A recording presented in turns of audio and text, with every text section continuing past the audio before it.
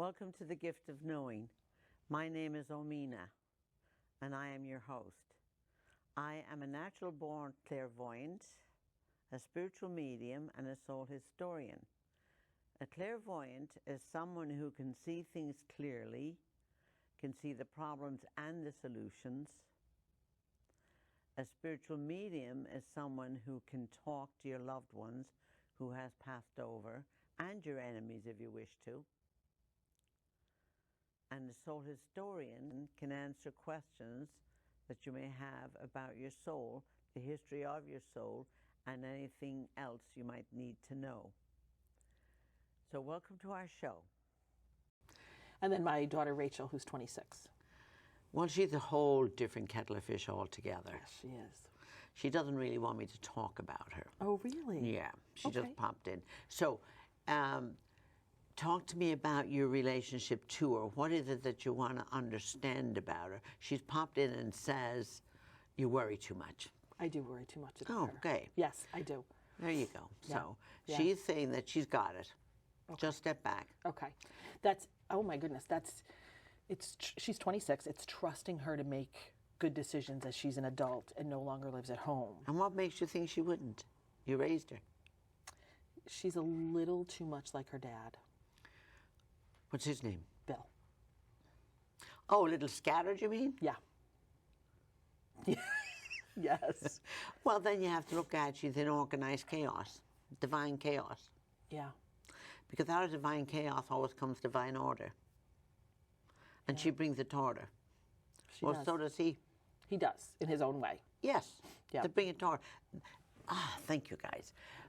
What they want you to know about that is that's how they process. Okay. That's how they process things. They're both mental essence. Tell me a little more about what that means.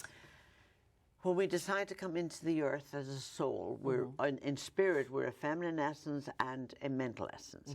The gender has nothing to do with it. The mental essence is boom, boom, boom, boom. They got it all together. If it's all in a chaos right here, they look at it, and they're processing, and then all of a sudden, it's organized.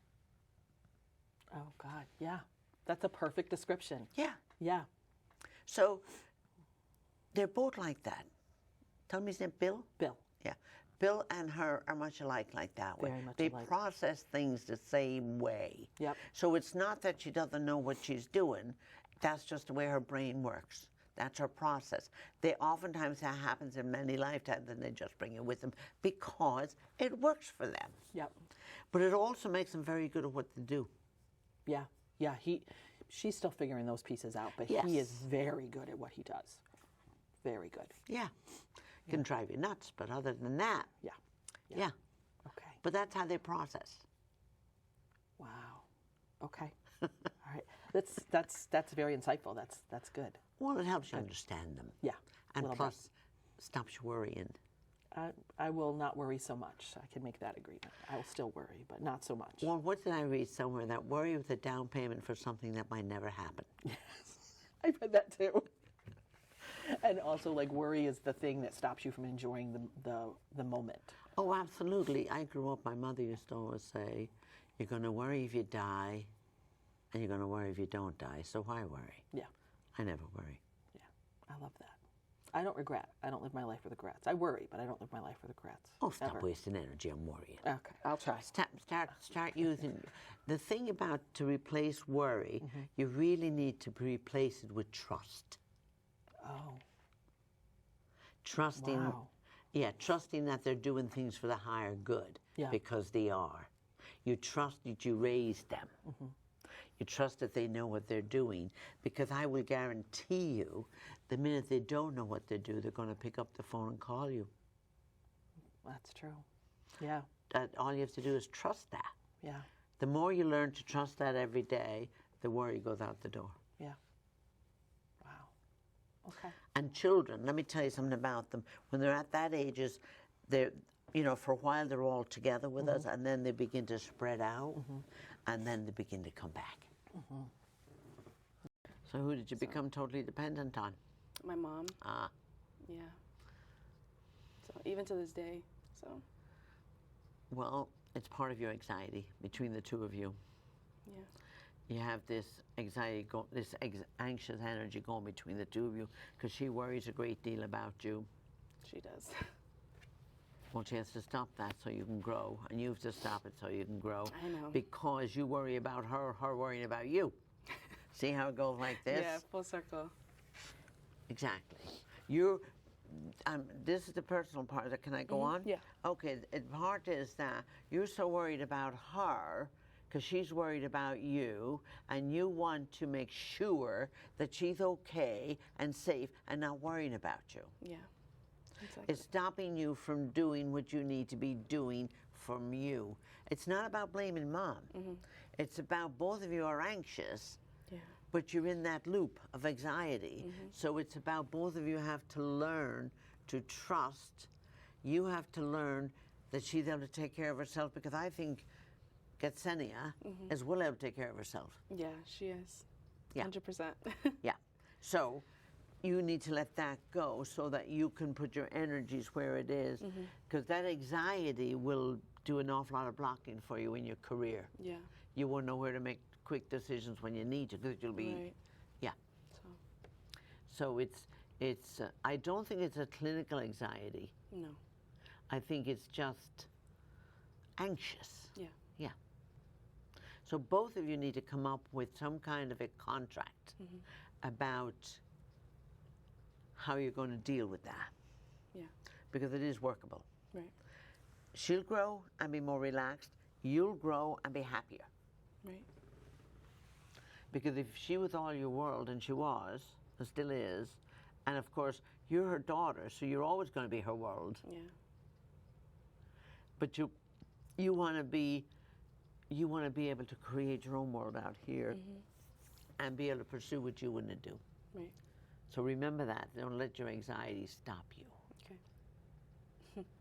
Thank you. Yeah. Or you both can come up with a code Yeah. between you. I'm not anxious, or I am anxious, or whatever it is. Yeah. My dad had mentioned something about that too. So that's funny that you bring that up. Well, it has to do with, I'm going to go into a past life with the two of you. Okay. Getsenia was your father in the 13th century, and you were a daughter. You were his daughter. When we come back and forth with lives, has nothing to do with gender. We come in all different not all different genders, but male and female genders for the experience. And what happened with Getsenia, you died way too young, and she's been anxious ever since. That's many lifetimes. Right. Many lifetimes. She had the real fear of losing you. It's unfounded. Yeah. It's irrational. You're not going anywhere. Yeah. I mean, you're not dying. That's what I meant. Well, you have your whole life. You came to do a specific thing, so you have your whole life to live. So both of you have to work on that separation anxiety. That's what you have, is separation anxiety. Yeah. That's where the anxiousness comes from. So it's about working on knowing that she's safe and you're safe when you separate, because it comes from that lifetime. Right. 13th century, right? Yes. I have to remember that. In Spain. Spain. Yes. Wow. I think it was around the time, I'm not quite sure when the plague hit Europe. There was a plague, one of the first big plagues that a lot of people died, and you were one of them. Yeah. And of course your father at that time, she was your father at that time, couldn't save you. He worked with an awful lot of herbs and natural healing things that didn't work on you. So carrying all that guilt that you weren't saved. So now, as your mother, she's going to make sure she's going to save you. Yeah. Yeah, literally. Literally. Well, it doesn't work. Right. It's really about allowing the grief from that time, and allowing to know, to feel the loss, and allowing to know now you're safe. Right. Yeah. So when souls, like when I came here and to my family and my sisters and my mother and father, we're not a cohesive bunch. Well, you may not have meant to be. Right. You pick your own parents for whatever specific reason you do. So you have to ask me more questions about why you think you weren't cohesive, or why maybe you weren't cohesive in the family. So my sisters currently, I've got big questions about both of them and where their souls, what type of souls they are, and why we're even together. Well, if you ask me about them with their first name, then I have to ask their permission to discuss them. So the first one is Nancy. Nancy will allow me to talk about her to a certain extent. Depends Okay. on what you're going to ask, she says. Okay. Why were we brought together? Is this our first time together? No, this is not your first time together. You were brought together because you needed to learn tolerance. Okay, that makes sense. Okay, so it's not our first. How about Jeannie? She will let me talk to a certain extent. Yeah. They're both very guarded in a Yeah. sense. So what do you want to know about Jeannie? Jeannie's very angry at a lot of people. And In pertaining to your relationship with her, what's the question? will she ever let her guard down with me? Or will she always be angry? It's not about letting her guard down with you. She doesn't let her guard down with anyone. Right. Okay? And she is trying to figure out the core issue of her anger. She doesn't really know why she's angry. Okay. She's just angry. Right. Yeah. Yeah. Yeah, she's just angry. She doesn't know quite. It's almost like she picked the wrong body to be in, and she's angry about it. It's almost like she picked the wrong family to be in, and she's angry about it. Yep. It's almost like she picked the wrong sisters, and she's angry. She doesn't quite know what it is. That makes total sense. So the best thing to do with her is just bless her on her journey and just send lots of love to her, that's all. Because it's lack of self-love, really, that the anger would be there or the grief would be there. Okay. She does not share with everybody what it is. I mean, she is allowing me to talk about this to this extent about her because I think she wants to be understood better. Definitely not to personalize it. It has nothing at all, whatever to do with any of the family system. Okay. She came in this, she came in this way. Okay. How about my mom? Annette she's very brokenhearted about the other two daughters, her other two daughters. Well, I can understand that because she's a mother. I know. I'm trying to show her peace on it, though, that Well, she's got to let it go. Well, she doesn't have to let it go. She just has to accept it. Yeah. That these are two very different individuals, different souls that she agreed to give birth to help them on their mission. You can tell her that. But she can't change who they are. She can only change her attitude towards them. She's looking for them to love her. Okay. Yes. Yes. Yes, she is. Yes. So it's about she needs to just send them love and just love them for who they are. And oftentimes that will change.